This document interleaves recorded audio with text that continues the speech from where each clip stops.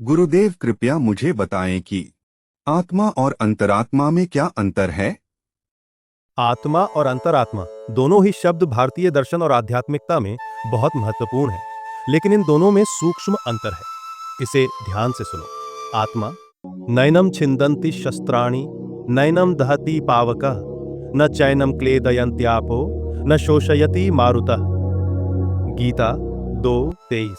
भगवान श्री कृष्ण गीता के इस श्लोक में कहते हैं कि आत्मा को कोई शस्त्र काट नहीं सकता, अग्नि इसे जला नहीं सकती, जल इसे गीला नहीं कर सकता और वायु इसे सुखा नहीं सकती। आत्मा अविनाशी, अजर, अमर और भौतिक साधनों से अछूती है। न जायते म्रियते वा कदाचित। आत्मा न जन्म लेती है न मरती है। ये शरीर के नष्ट हो जाने के बाद भी रहती है और पुनर्जन्म लेती है। सभी आत्माएं अनुरूप से मेरा ही अंश हैं।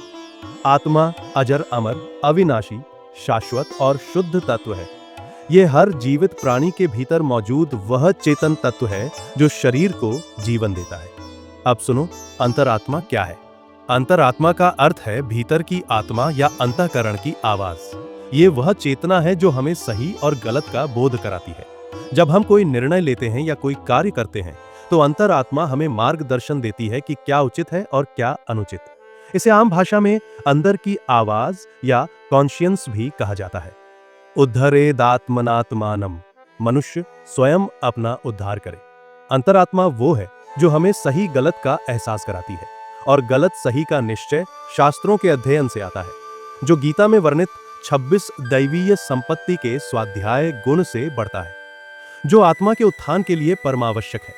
अतः आत्मा जीवन का मूल तत्व है और अंतरात्मा सही गलत का बोध कराने वाली चेतना। आप कमेंट बताएं, क्या कभी आपके किसी काम में अंतरात्मा की आवाज ने आपको टोका है? मिलते हैं पार्ट 2 में आत्मा और जीवात्मा में अंतर के साथ।